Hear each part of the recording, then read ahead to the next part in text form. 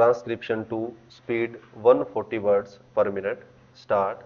I should like now to make a few observations on the budget. This budget marks a turning point in the history of our country.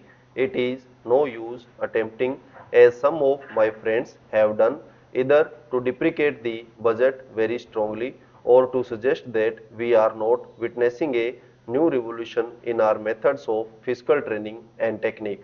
I want it to be quite clearly pointed out to my friends that we are now facing the lean years of Indian finance.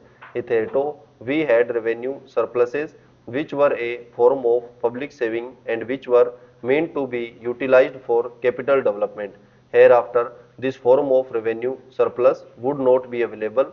We have therefore to find out ways and means of implementing our great program of national reconstruction at minimum cost. My point is that the deficit on revenue account would be of the order of about rupees 19 to 20 crores. Here, let me point out that I do not agree with those of my friends in the finance department who have attempted to suggest that rupees 9 or 18 crores which are obtained from Pakistan should be put to the revenue side of the budget. They are to be put on the capital side, but that does not seriously alter the trend of my argument. What I am suggesting is that we would have to be prepared for a deficit of a much higher order even on the revenue side. That itself should make us realize that there are very many problems which we have to face and that we have to undertake ways and means of increasing the resources of our country so that it might be possible for us to have a greater amount of surplus or a greater amount of public saving for the purpose of financing capital development. The finance minister, in the course of his speech, Mr. Deputy Minister pointed out that the deficit during the past 2 years were of the order of rupees 83 crores. I venture humbly to disagree with him because I feel that when we are talking of deficit, we must take into account the overall deficit incurred by the central government, and that would be of the order of rupees 200 crores.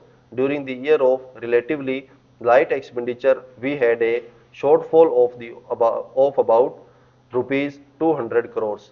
Undoubtedly, now when we are going to have a very great amount of expenditure, we might have a greater amount of deficit and we would have to find out ways and means of trying to meet our capital expenditure. Some members have pointed out that deficit financing is good, others have pointed out that it is poison.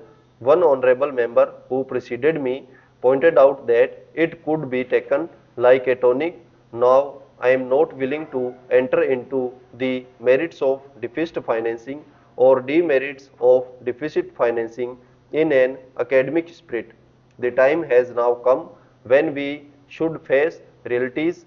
I do suggest that we have to indulge in deficit financing because without indulging in deficit financing, it would not be possible for us to indulge in capital expenditure on such a large scale.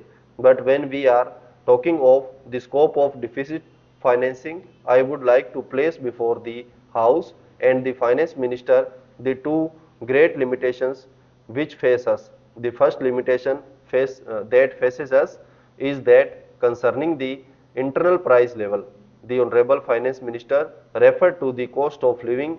He said that he was going to keep a watch over the cost of living so that it may not shoot up within a short period and make a mess of the plans of capital development. But there is another limitation which has also to be borne in mind, a limitation which has not received as much notice as it should have done in all the decisions that have taken place on deficit financing.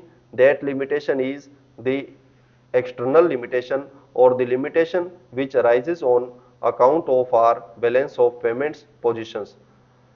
I think this is an important, Mr. Deputy Speaker, as the internal price level, and I should like to elaborate that particular point a bit more because I feel that a time will shortly arise when we might have either to reconsider our policy or might even have to leave the sterling club of which we are a member.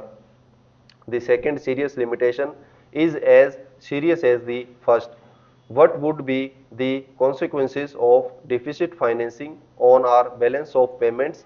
The finance minister in his budget speech points out that so far as the balance of payments position is concerned, they have now, whether it is by accident or design, a favorable balance, and they have contributed about rupees 63 crores to the dollar pool during the past 6 months.